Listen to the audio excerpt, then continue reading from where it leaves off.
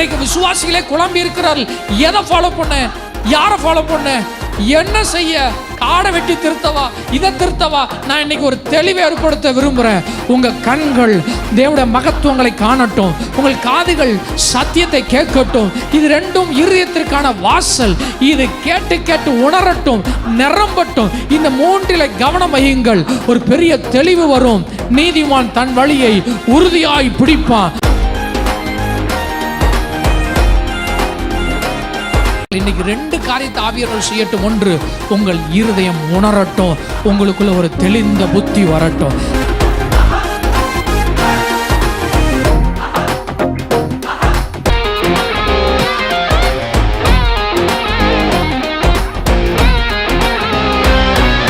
இந்த வருஷத்தினுடைய ஆரம்பத்தில் இருக்கிறோம். எத்தனை பேர் இந்த வருஷத்தை வெற்றியாக முடிக்கணும்னு விரும்புகிறீங்க? இந்த வருஷம் எனக்கு வெற்றியாக இருக்கணும், சக்ஸஸாக இருக்கணும். 2024 எனக்கு எப்படி இருக்கணும்? சக்ஸஸாக இருக்கணும். அதில் பரிசுத்த ஆவியானவர் நமக்கு ஆலோசனைகளை கொடுத்து வருகிறார். அதில் 1 பிரித்தல், 2 பிரித்தலுக்குள்ளாக இருக்கிற இணைத்தல். அப்படி தானே? கேளுங்க, திரும்பவும் கேளுங்க, திரும்ப திரும்ப கேளுங்க, புரிகிற வரைக்கும் கேளுங்க. இருளையும் வெளிச்சத்தையும் பிரித்தார். அப்படி தானே? ஜலத்தினின்று ஜலத்தை பிரித்தார். துன்மார்க்கனையும் நீதிமானையும் பிரித்தார். ஊழியம் செய்கிறவனுக்கும் ஊழியம் செய்யாதவனும். இப்படி பிரிக்கிற வெளிச்சத்தின் பிள்ளைகள் கர்த்தருடைய பிள்ளைகளை தன் தன் எலும்புகளோடு அவைகள் சேர்க்கிறார். கனெக்ஷன். இந்த கனெக்ஷன் நம்ம வாழ்க்கையை முன்னேற்றத்திற்கான பாதையில் நடத்துகிறது. பெட்டி எதில் போய் இணையணும்? இன்ஜினில் போய் இணையணும். இன்ஜின் கிளப்பிட்டு போகும். நாமெல்லாம் பெட்டி. நாம் பிரசன்னத்தில் இணைய வேண்டும், ஊழியத்தோடு இணைய வேண்டும், தரிசனத்தோடு இணைய வேண்டும். வேறளவுக்கு சபைக்கு வந்துட்டு போகாமல் இணையணும். யோசேப்பு இன்ஜின், கர்த்தர் அவன் கூட இருக்கிறார். அவன் மேலே கர்த்தருடைய ஆசீர்வாதம் இருக்குது. போத்திபார் வீட்டுக்கு போனோடனே போத்திபார் இணைஞ்சிட்டான். உடனே யோசேப்பு மேலே இந்த ஆசீர்வாதம் யார் வீட்டில் வேலை செஞ்சது? அவனையும் உள்ளேயும் வெளியையும் அவனுக்கு உண்டான எல்லாவற்றின் மேலும் கர்த்தருடைய ஆசீர்வாதம் இருந்தது. போத்திபார் கர்த்தரை ஆராதிக்கிறவனா? இல்லை, அவன் 10 நம்பிக்கை உடையவன். ஆனால் அது அவனை ஆசீர்வதிக்கலை. யோசேப்புக்கு மேலே இருந்த ஆசீர்வாதம் போத்திபாரோட வாழ்க்கையில் வேலை செஞ்சது. ஆபிரகாம் மேலே இருந்த ஆசீர்வாதம் லோத்துட வாழ்க்கையில் வேலை செஞ்சது. இங்கே ரெண்டும் கனெக்ஷன் இருந்தப்போ வேலை செஞ்சிச்சு, கனெக்ஷன் கட்டானப்போ வேலை செய்யலை. ஆபிரகாமுக்கு ஈக்குவலாக வளர்ந்துட்டு இருந்தான் லோத்து. அதனால தான் வேதம் சொல்லுகிறது, தீர்க்கதரிசி என்னும் நாமத்து நிமித்தம், சொல்லுங்கள், தீர்க்கதரிசியை ஏற்றுக்கொள்ளுகிறவன். தீர்க்கதரிசி அழைப்பு தான் இருக்கிறதுல. அம்மா, ஒளிவை பழத்தை எடுத்து செக்கில் போட்டு ஆட்டி எண்ணெய் எடுக்கிறது. சொல்லுங்கள், ஒளிவை எண்ணெயை எடுக்கிறது, பிழிஞ்சு எடுப்பார். அப்படிப்பட்ட அழைப்பு. இவன் தீர்க்கதரிசியின் அழைப்பின் பாதையில் போயிருக்க மாட்டான், ஆனால் தீர்க்கதரிசியை ஏற்றுக்கொண்டிருப்பான். வேதம் என்ன சொல்லுது? தீர்க்கதரிசியை ஏற்றுக்கொள்ளுகிறவன் தீர்க்கதரிசிக்கு ஏற்ற பலனை அடைவான். கனெக்ஷன் வந்த உடனே இவன் கடினமான பாதையில் போய் அனாயிட்டிங்க வாங்கி அநேகர் ஆயிரங்களுக்கு ஆசீர்வாதமாக இருந்து தேவன்கிட்ட பலனை வாங்குவான்லாம். இவனோடு போய் இணைஞ்சி, சொல்லுங்கள், வாங்கிடுவான். ஓ, எத்தனை பேர் கவனிக்கிறீங்க? ராமன் சொல்லுங்களா? ஆமாம். அதனால தான் பவுல் சொல்றார், கிருபைக்கு பங்குள்ளவர்கள், என் கிருபைக்கு நீங்கள் பங்குள்ளவர்கள். கனெக்ஷனை தியானித்தோம். இன்றைக்கும் தொடர்ந்து இந்த வருஷத்தை இன்னும் நீங்கள் வெற்றியாக மாற்றுவதற்கான ஆலோசனைகளை வேதத்திலிருந்து நான் தர்றேன். ஏன்னா இந்த நாட்கள் அநேகர் குழம்பி போயிருக்கிறாங்க. தேசம் குழம்புது. என்ன நடக்கும் இந்த வருஷத்தில்? என்ன நடக்கும்? சுனாமி வருமா? இல்லை மழையை திரும்ப வருமா? எல் நினோ அப்படிங்கிறான், அது வருமா? இது வருமா? இந்த உலகம் குழம்புனா பரவாயில்ல, சபையில் உள்ள விசுவாசிகள் குழம்புகிறார்கள். அவர்களுக்கு சத்தியத்தை கை கொள்ளுதலே குழப்பம் இருக்குது. யார் சொல்கிறத கேட்க வைப்போம் அப்படின்னு. அவங்க சொல்கிறத கேட்கவா, இவங்கள ஃபாலோ பண்ணவா, அவங்கள ஃபாலோ பண்ணவா? ஏன்னா நான் நிறைய பேரை பார்க்குறேன், ஆண்டவர் அறியாமல் இருப்பாங்க. கிறிஸ்தவத்திற்கு வெளியே இருப்பாங்க, ஆனால் அவங்க கிறிஸ்தவத்தை மேன்மையாக நினச்சிருப்பாங்க. அப்படியே அப்படி நம்பிக்கை இருக்கும். ஆண்டவர் மேலே அவங்களுக்கு என்ன இருக்கும்? நம்பிக்கை இருக்குது. நான் பேசுகிறவங்க கவனிக்கிறீங்களா? அவங்க நம்பிக்கை இருக்குது. அப்படி அவங்க அப்படி ஆண்டவரை நெருங்கி வரும்போது உள்ளே வந்த உடனே குழம்பிடுவாங்க. வெளியே இருக்கும்போது பார்க்க அழகாக இருக்கிற கிறிஸ்தவம் உள்ளே வந்தோடனே சொல்லுங்கள் தலை சுற்றிடுது. ஏன்னா நம்ம கொடுக்குற டீச்சிங் அப்படி முடிய வெட்டு அப்படிங்கிறது முதல் டீச்சிங். என்ன வெட்டு? முடிய வெட்டு. அப்போ அவன் ஒருவேளை கிறிஸ்டியானிட்டினா வெளியே சில காரியங்களை கவனம் செலுத்துறதானவோ அப்படின்னு நினைக்கிறான். ஏன்னா பைபிளில் நிறைய வார்த்தைகள் இருக்குது பாருங்கள். நான் ஒரு பாஸ்டர் மீட்டிங்கில் இருந்தப்போ ஒரு பாஸ்டர் ஒரு மெசேஜ் கொடுக்குறாரு. ஆமாம், இஸ்ரேல் ஜனங்களுக்கு கொடுத்த ஒரு ஆலோசனை, காடுகளை வெட்டி திருத்துங்கள் அப்படின்னு வருது. இஸ்ரேல் ஜனங்களுக்கு நினைக்கிறேன், காடுகளை வெட்டி திருத்துங்கள். அவருக்கு உடனே இந்த வசனத்தை என்ன விளக்கம் கொடுக்க போகிறாரு அப்படின்னு பார்த்தா, சொல்லுங்கள், முடியை வெட்டி ஒழுங்காக சேவ் பண்ணுங்க அப்படின்ட்டார். உடனே அவர் பேசி முடிச்சோடனே அடுத்த பாஸ்டர் ஏதோ பெரிய வெளிப்பாடு கொடுக்க போகிறாருன்னு நினச்சேன். கடைசியில் எதில் கொண்டு வந்து நிறுத்திட்டாரு? முடிய வெட்டுறதில்ல. இப்போது சரீரப்பிரகாரமான காரியங்களை குறித்து வேதம் போதிக்கிறது, அப்படிதானே? வேதம் ஆவி, ஆத்துமா, சரீரம் எல்லாவற்றை குறித்து போதிக்கிறது இல்லைன்னு சொல்லலை. கண்ணை குறித்து போதிக்கிறது, காதை குறித்து போதிக்கிறது.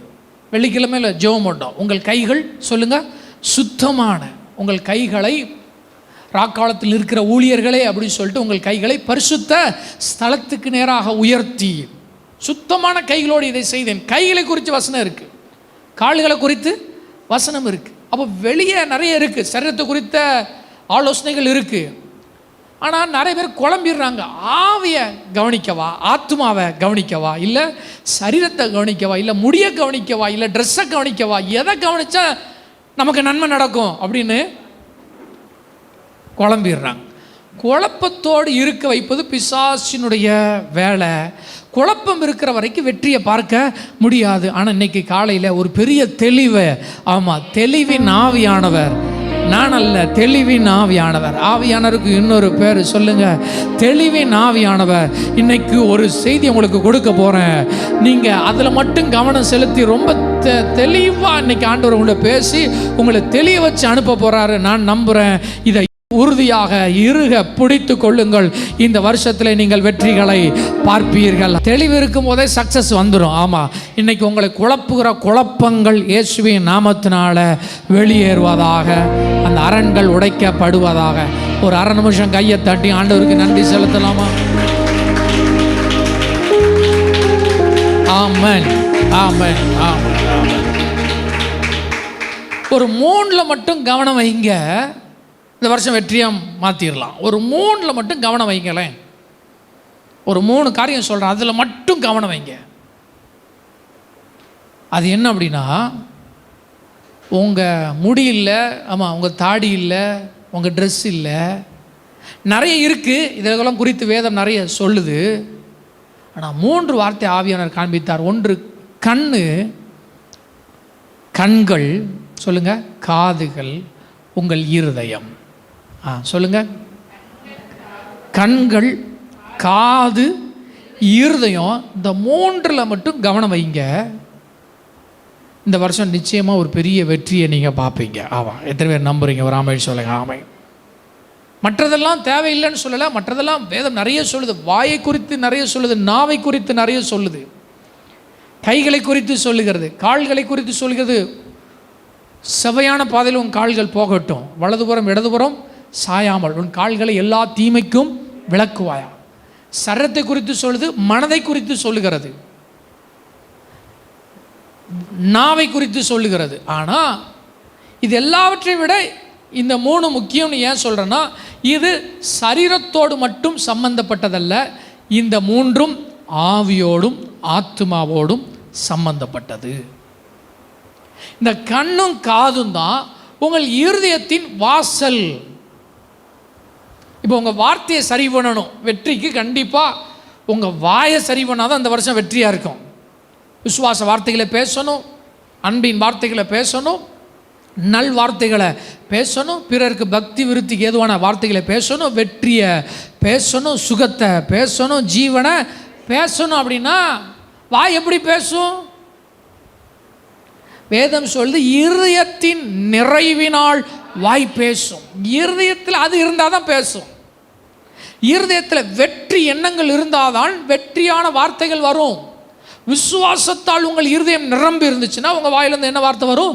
விசுவாச வார்த்தை வரும். கர்த்தர் எனக்கு முன்பாக வைத்திருக்கிறேன், வலது பார்சத்தில் இருக்கிறபடியால் நான் அசைக்கப்படுவது இல்லைன்னு சும்மா வராது. இருதயத்தில் நிரம்பணும், சும்மா இருக்கக்கூடாது. எப்படி இருக்கணுமா? இருதயத்தில் நிரம்பணும், அன்பு நிரம்பணும், ஆவி நிரம்பினா வாயில் அந்நிய பாஷை வரும்.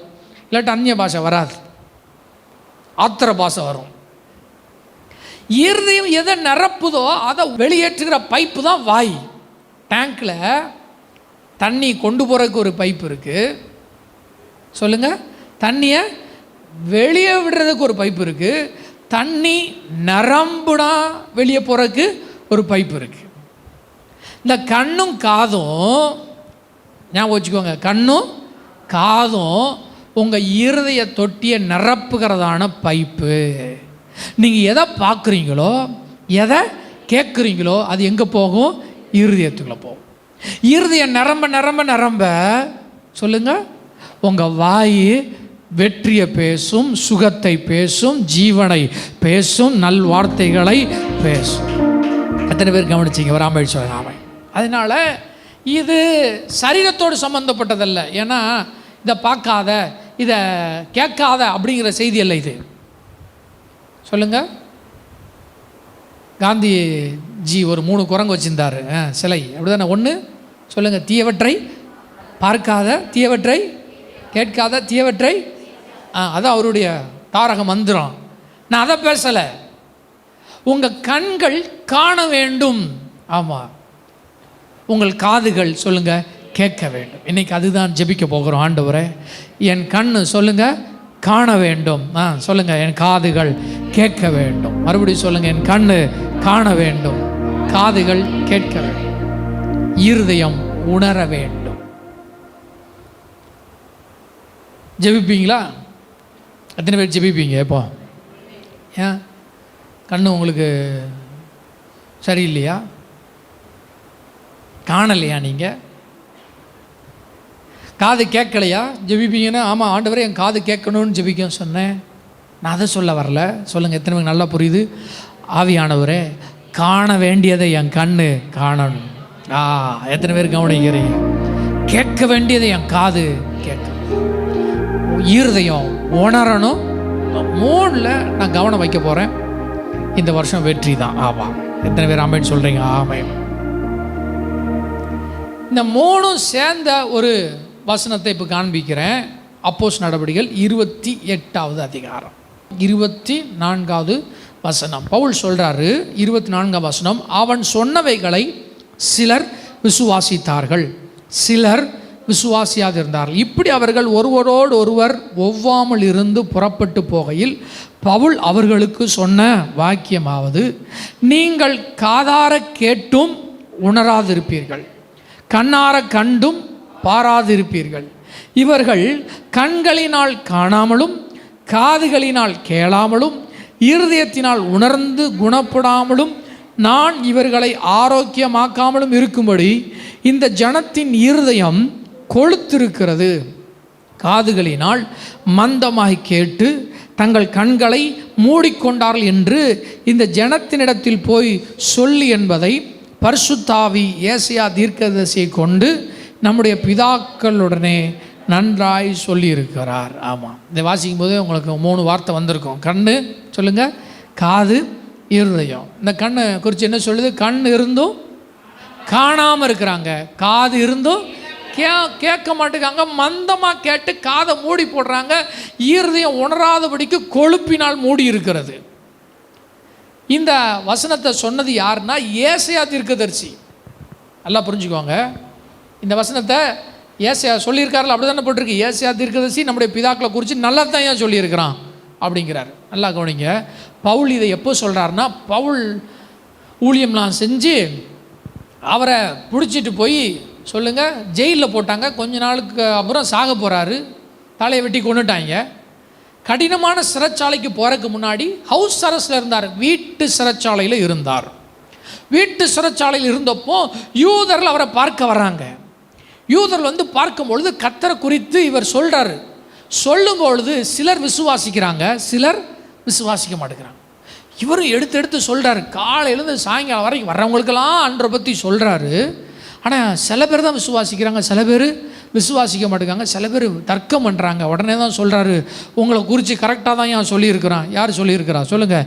ஏசியா சொல்லியிருக்கிறான். உங்களுக்கு கண் இருந்தும் சொல்லுங்கள் காண மாட்டீங்க, காது இருந்தும் கேட்க மாட்டீங்க, இருதயத்தில் உணர மாட்டீங்க, மூடி போய் இருக்குது, கொழுப்பு மூடி போய் இருக்கிறது அப்படிங்கிறார். அப்போ இந்த வார்த்தையை ஏசியாட்ட கர்த்தர் சொன்னார்.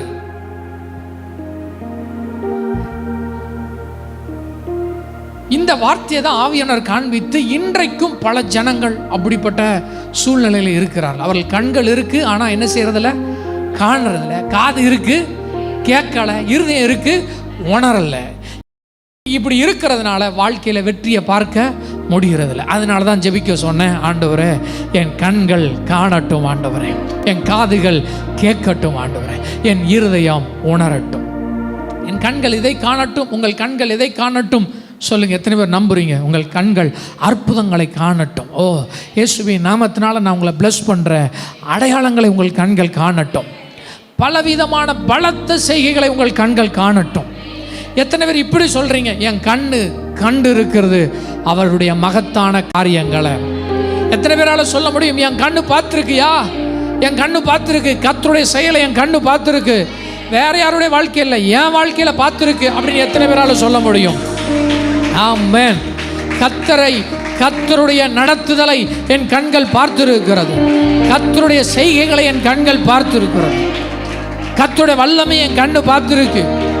உங்களுக்குள்ள நடந்த ரட்சிப்பை நீங்க பார்த்திருக்கிறீங்க. தேசமெங்கும் நடக்கிற ரட்சிப்பின் காரியங்களை நீங்க பார்க்குறீங்க. நான் பார்த்து ஆச்சரியப்படுறேன். அசைக்க முடியாதவர்களெல்லாம் கர்த்தர் அசைச்சிட்டு இருக்கிறாரு. அதிகாரத்தில் உள்ளவர்களை தேவன் அசைச்சிட்டு இருக்கிறாரு. ஆளுகை செய்கிறவர்களை அசைச்சிட்டு இருக்கிறாரு. தெரியுமா உங்களுக்கு? இதெல்லாம் கண்ணார பார்க்குறோம். அற்புதங்கள், அதிசயங்களை, பலவித பலத்த செய்கைகளை, ரட்சிப்பின் கிரியைகளை பார்த்துருக்குறோம். உங்கள் வாழ்க்கையில் பார்த்துருக்கிறீங்க, சபைக்குள்ளே பார்க்குறீங்க, சக விசுவாசிகளுக்குள்ளே பார்க்குறீங்க, தேசத்தில் பார்க்குறீங்க, உலகளாவிய கிறிஸ்தவர்களுக்குள்ளே பார்க்குறீங்க, பல காரியங்களை பார்க்குறீங்க. உங்களுக்கு தெரியும் கர்த்தருடைய கிரியை. காது கேட்குதா? காது கேட்குதா? எத்தனை பேர் காது கேட்குது? வாரம் வாரம் வந்து சத்தியத்தை, வித்தியாசமான வெளிப்பாடுகளை, டிசைனாக என்ன கேட்குது? காது கேட்குது. கேட்குதா? டிவைன் கனெக்ஷனை கேட்குது. இப்போ காவலை குறித்து பேசுகிறேன், கடந்த வருஷத்தில் பேசுகிறேன், பல காரியங்களை என்ன செய்யுது? கேட்குது.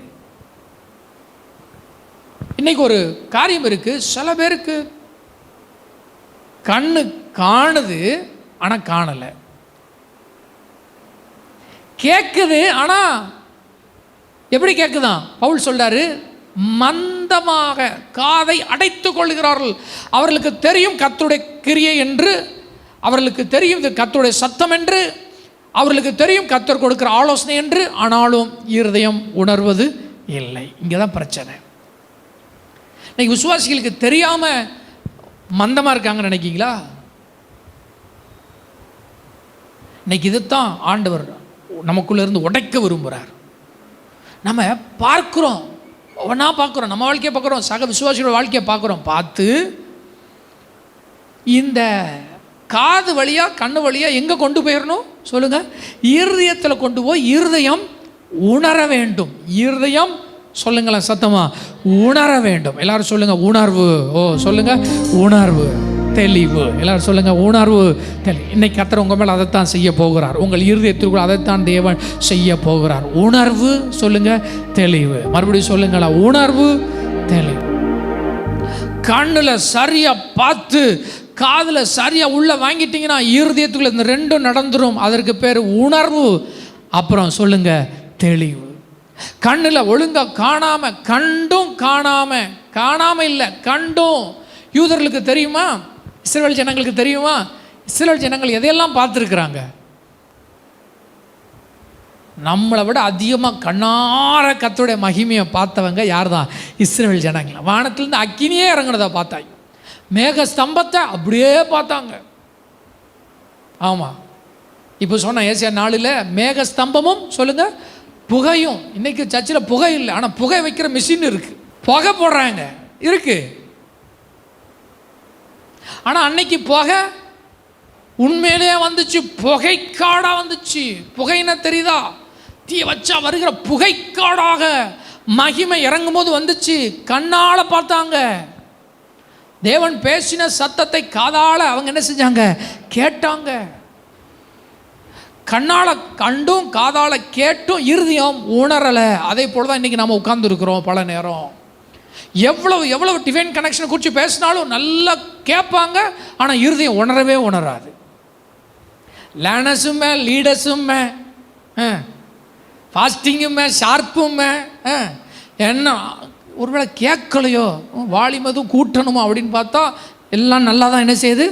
கேக்கு. இந்த ஏசியா இருக்கான்ல, இந்த ஏசியாட்ட தான் இந்த வார்த்தை சொன்னார். என்ன சொன்னார்னா, கண்கள் இருந்தும் காண மாட்டார்கள், காது இருந்தும் கேட்க மாட்டார்கள், இருதயம் உணராது, ஆனாலும் போய் ஊழியம். நான் இப்படி சைன் போடலை, நான் அப்படின்னா இதுக்கு எதுக்கு நான் ஊழியம் செய்யணும் அப்படின்ட்டு இருப்பேன். ஏசையா 6வது அதிகாரத்தில் திடீர்னு ஆலயத்துக்குள்ளே போகிறாரு. உயரமும் உன்னதமான சிங்காசனத்தில் தேவன் வெளிப்படுகிறார். ஆலயம் முழுவதும் வஸ்திர தொங்கலால் நிறைந்திருக்கிறது. கேருபீன்கள் சேராபீன்கள் மத்தியில் அவர் இருக்கிறார்.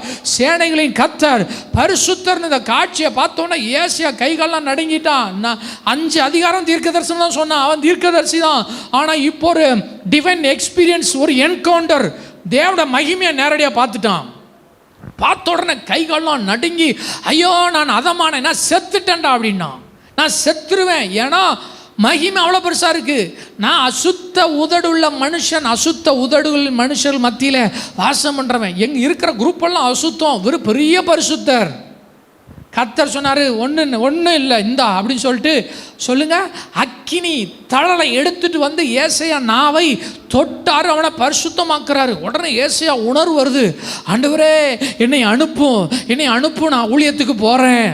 எத்தனை பேருக்கு காது நல்லா கேட்குது? ஒரு ஆமைன்னு சொல்லுங்கள். ஆமாம், ஒவ்வொரு ஊழியர்களும் இப்படி தான் ஒப்பு கொடுத்து வருகிறார்கள். 21 வயசில் நான் ஒப்பு கொடுத்தேன், என்னை அனுப்பும் ஆண்டவரே, உமக்காக இந்த வாழ்க்கையை தர்றேன், வாலிபத்தை தர்றேன், நான் போய் காமிக்கிறேன், உங்களை யாருன்னு போய் காண்பிக்கிறேன். ஏசியா சொன்னார், ஏசியாட்ட சொன்னார், யாரை நான் அனுப்புவேன்? உடனே ஏசியா சொல்கிறேன், நான் போகிறேன் ஆண்டவரே, நான் போகிறேன். நான் இதை விட்டுட்டு, நான் உலகத்தை விட்டுட்டு, நான் அதை விட்டுட்டு, இதை விட்டுட்டு, என் ஆசைகள்லாம் விட்டுட்டு நான் எங்கே வர்றேன் சொல்லுங்கள்? ஊழியத்துக்கு வர்றேன் அப்படின்னு. உடனே ஆண்டவர் சொன்னார், ஊழியம் செய் மகனே, நீ செய்ய போகிற இடமெல்லாம் கர்த்தருடைய பலத்த வல்லமை இறங்கும்னு ஏசியாட்ட சொல்லலை. அதுக்கு பதிலாக சொன்னார், நீ போய் பிரசங்கம் பண்ணு.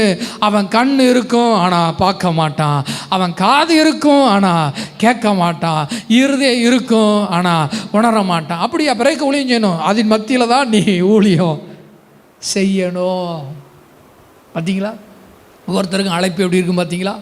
அது தெரிஞ்சு தான் அவன் சொல்லுங்கள் ஊழியம் செஞ்சான். ஏன்னா அவனுக்கு தெரியும், இன்னைக்கு காணாமல் இருப்பாங்க, ஒரு கூட்ட ஜனம் இன்னைக்கு கேட்காம இருப்பாங்க. ஆனால் என் கர்த்தர் உண்மை உள்ளவர், அழைத்தவர் உண்மை உள்ளவர்.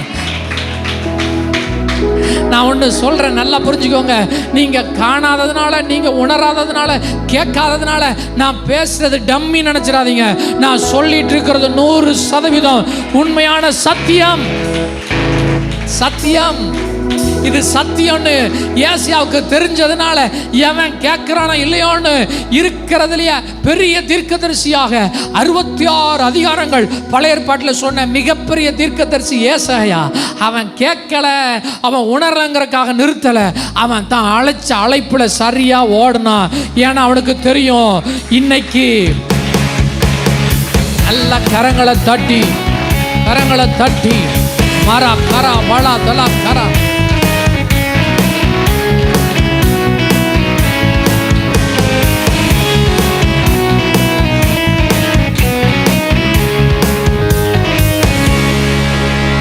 அவங்கள கர்த்தர் பலப்படுத்தினாரு. அவங்களுக்கு நல்லா தெரியும், கேட்காதவன் கேட்கலனாலும் காணாதவன் இருக்கிறதுனால நீ சொல்ல வர்றத சொல்லுங்க, சொல்லாமல் விட்டுறாத, நீ சொல்லிக்கிட்டே இரு. அதுதான் ஊழியத்தினுடைய அழைப்பு. இதெல்லாம் நாங்கள் நோட்ஸ் எடுத்ததுனால, நாங்கள் நோட்ஸ் எடுத்துட்டோம், அதனால வார வாரம் வந்து பேசிகிட்டு இருக்கிறேன். மோசேட்ட சொன்னார், போப்பா போப்பான்னாரு. இவன் போமாட்டேன் அப்படின்னா. நான் மந்த திக்குவாயு, மந்த நான் உள்ளவன், இந்த ஆரோன் இருக்கிறான். இவன் போய் சொல்கிறான், பார்வோன்ட்ட போய் சொல்கிறான், கர்த்தர் அனுப்புனார்னா கர்த்தராவது யார் யெகோவானா யாருன்னு எனக்கு தெரியாது, போங்கடா அப்படின்ட்டு பார்வோனுக்கு கோபம் வந்து இஸ்ரேல் ஜனங்களை பார்த்து இப்படி சொல்கிறான். இவங்க வேலை கொஞ்சம் கம்மியாக இருக்குது போல், அதனால தான் எங்கே ஓடுறாங்க சொல்லுங்கள், ரொம்ப ரெஸ்ட்டில் இருக்கிறாங்க. அதனால தான் 25, 26 காலையில் ஆராதனை, சாயங்காலம் ஆராதனை, பிசாசு எல்லாரோடி பார்ப்பான், ரொம்ப ஃப்ரீயாக இருக்கான் போல இவன் அப்படின்னு எக்ஸ்ட்ரா வேலையை கொடுங்க, அந்த விறகு கொடுக்காதீங்க, இவங்களே விறகு பொறிக்கிறட்டும் அப்படின்ட்டாங்க. உடனே இஸ்ரேல் ஜனங்களுக்கு கோபம் வந்துட்டு யார் மேலே? மோசே மேலே. சும்மா தானே இருந்தோம், பாழுந்தேன்னு கேட்டோமா பாஸ்டர், உங்கள்கிட்ட வந்து நாங்கள் அது வேணும் இது வேணும் கேட்டோமா, இங்கே வாங்க அங்கே வாங்க அங்கே கூப்பிட்டு போகிறேன்னு சொல்லி இருக்கிற பிரச்சனையை யாரோ சொல்லிட்டு வந்தீங்களா, தீர்க்க தரிசனமாக வந்துட்டுருக்கு, பெருசாக்கிட்டீங்களே, எங்கள் வாசனையை நீங்கள் கெடுத்துட்டீங்க அப்படின்னப்போ உடனே நேரம் மோசம், ஆண்டவரே நீங்கள் இவ்வளோ சொல்லி அனுப்புகிறீங்க, நான் சொல்கிறத இஸ்ரேல் ஜனங்களே கேட்க மாட்டேங்காங்களே, இன்னும் கொஞ்ச நாளில் வெளியே விடுதலை ஆகி பெரிய இடத்துக்கு போயிடும் அப்படின்னா இஸ்ரேல் ஜனங்களை கேட்கல, பார்வோன் எப்படி கேட்பான்? கர்த்தர் என்ன சொல்லியிருப்பார் சொல்லுங்க? கர்த்தர் என்ன சொல்லியிருப்பார்? என்ன சொன்னார் தெரியுமா? டே போடா போய் சொல்லுடா, போய் சொல்லுங்க, சொல்லு, கேட்குறானோ இல்லையோ, இப்போ வேலை சொல்லுங்க, சொல்கிற வேலை கொஞ்ச நாளுக்குள்ளே தெரியும். இந்த மோசே அனுப்புனது, மோசே வந்தது, மோசே சொல்லிட்டு இருக்கிறது மோசே அல்ல, மோசைக்கு பின்பாக ஒரு பெரிய சர்வ வல்லமையுள்ள யெகோவா தேவன்.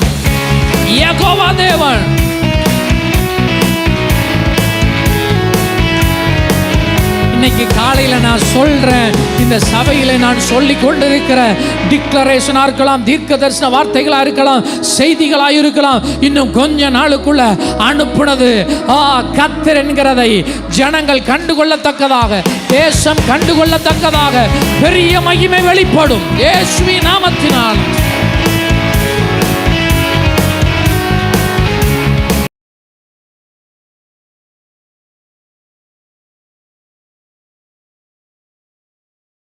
உங்களை நான் இந்த இடத்துக்கு கொண்டு வர விரும்புகிறேன். கண்டும் காணாதவர்களாக அல்ல, கேட்டும் கேட்காதவர்களாக அல்ல, சொல்லுங்க, இருதயத்தில் உணராதவர்களாக அல்ல, சொல்லுங்க, கண்டு கேட்டு இருதயம் உணர்ந்து அடுத்த கட்டத்துக்கு நகருகிறவர்களாக. எத்தனை பேர் ஆமேன்னு சொல்றீங்க? ஆமாம். இந்த இடத்துக்கு நீங்க வரணும்னு விரும்புகிறார் ஆவியானவர். பார்த்தே உணர்ந்துடணும், பார்த்தே சொல்லுங்க, ஒரு தேசத்தில் நடக்கிறத பார்த்தே உணர்ந்துடணும், ஆவியோட அசைவரத்தில் பார்த்தே உணர்ந்துடணும், சத்தியத்தை கேட்ட உடனே உணர்ந்துடணும், கேட்கும் போதே உணர்ந்துடணும் கர்த்தருடைய சத்தம்னு. போன வாரம் சொன்னேன், ரிஸ்பால் விஷயத்தில் இஸ்போசேத் அப்னேர் 2 பேரும் சொன்னேன், எதிர்மறையானது தான். கேட்டவுடனே சொல்லிடணும், கனெக்ஷனை விட்டுட்டோம் காலி தான். கேட்ட உடனே உணர்வு வந்துடணும், தேவையில்லாமல் போய் கனெக்ட் ஆகணும், அவ்வளோதான். வெள்ளிக்கிழமை சொன்னேன், கையை கொடுத்துட்டு வந்துட்டோம், நம்ம கையை கொடுத்துட்டு வந்துட்டோம், போயிட்டு வந்துட்டோம் அப்படின்னு நினைக்காதீங்க, கை ரேகை அங்கே ஒட்டிடும், எடுத்துருவாங்க. முதல்ல வர்ற டிபார்ட்மெண்ட்டு என்ன டிபார்ட்மெண்ட் தான்? ரேகை பார்க்குற டிபார்ட்மெண்ட் தான். ஆமாம், ஜன்னலில் வச்சானா கதவுல வச்சானா ரேகையை பார்த்துருவான். நான் வந்துட்டேன் பாஸ்டர், வச்சுட்டு வந்துட்டிய எதை? தடயத்தை. தேவையில்லாத இடத்துல கனெக்ட் ஆகிடக்கூடாது அப்படின்னா இதை கேட்ட உடனே உணர்ந்துடணும், வாயில் வார்த்தை வரும்போதே உணர்ந்துடணும், அறிவிப்பில் கூட உணர்ந்துடணும். எல்லாமே தீர்க்க தரிசன வார்த்தைகள் தான். உணர்ந்துடணும், ஹார்ட் உணர்ந்துடணும், ஆமாம் அப்படின்னு உணர்ந்துடணும். இதை ஆவியானவர் தான் நமக்குள்ளே தர முடியும், இதை ஆவியானவர் தான் சபைக்குள்ளே தர முடியும். நான் நம்புகிறேன், இது ஆவியானவர் இன்னைக்கு நமக்குள்ளே தருகிறார். ஏன்னா அவருக்கு பேர் ஞானத்தையும் உணர்வையும் அருளும் ஆவியானவர். ஆவியானவருடைய ஸ்பெஷல் சொல்லுங்க, அவர் உணர்த்துவார். ஆமாம், உணர்த்துவார். நான் உணர்த்துற வரைக்கும் நாங்கள் பேசிகிட்டே இருப்போங்க. சில பேர் பேசினோடனே உணர்ந்துருவாங்க, சத்தியத்தை சொன்ன உடனே உணர்ந்துருவாங்க. ஆமாம் இப்படிலாம் இருக்கிறோம், ஆமாம் பிரசனத்தில் உட்காராமல் இங்கெல்லாம் உட்காந்துட்டோம், இனியாவது பிரசனத்தில் வந்துடணும் அப்படின்னு உணர்ந்துருவாங்க. கவனிக்கிறீங்களா? எத்தனை பேருக்கு நான் பேசிட்டு இருக்கிறது பிரயோஜனமாக இருக்கும்? ராமாயணம் சொல்லுங்க. ஆமாம் அப்படி தானே உணர்ந்துடணும். நம்ம உட்காரலையே, பிரசன்னத்தில் உட்காரலையே, தகப்பனுக்கு நமக்கு உறவு இல்லையே, கர்த்தருடைய சத்தத்தை கேட்க முடியலையே அப்படின்னு ஒரு உணர்வு வரணும். அதை ஆவியான ஒரு தருமுறைக்கு நாங்கள் பேசிகிட்டே இருப்போம். பவுல் சொல்கிறாரு, நாங்கள் நோட்ஸ் எடுத்து வச்சுருக்கிறோம், பிசாசினால் பிடிப்பட்டவர்கள், பிசாசினுடைய கண்ட்ரோலில் இருக்கிறவங்க, இச்சையின்படி செய்வதற்கு பிசாசினுடைய கண்ட்ரோல் இருக்கிறவர்கள் மயக்கம் தெளிகிற வரைக்கும் அவர்களுக்கு உபதேசிக்க வேண்டும். அப்புறம் மயங்கி போயிருப்பாங்க. மயங்கினவங்கள்ட்ட கேளுங்க. சில பேர் சொல்லுவாங்க, நான் மயங்கி விழுந்துட்டேன் அப்படிம்பாங்கள்ல. அப்போது அவங்க என்ன சொல்லுவாங்க? இல்லைங்க சாப்பிடலை, மயங்கிட்டேன். என்ன நடந்துச்சுன்னு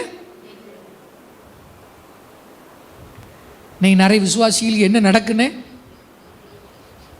தெரியலை. எப்படி இருக்கிறாங்க? மயக்க நிலைமையில் இருக்கிறாள்.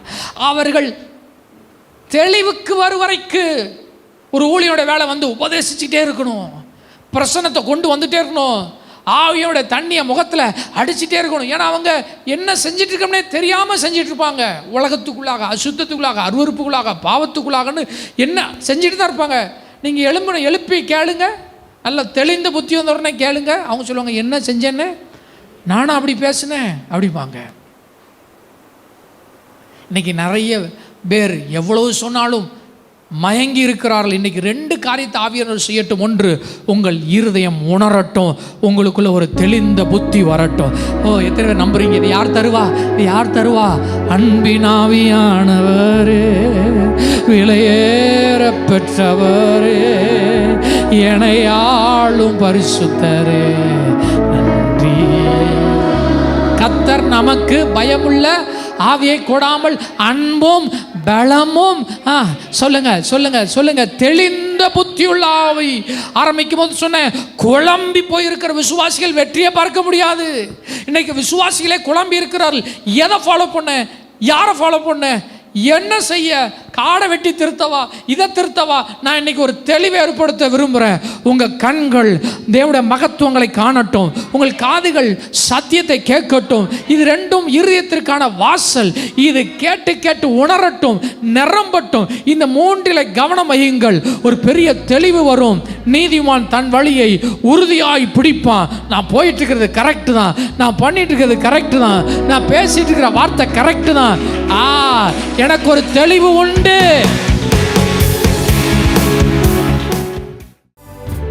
எங்களது ஆராதனை நேரம் ஞாயிறு காலை 10 மணி மற்றும் மாலை 6:30 மணி.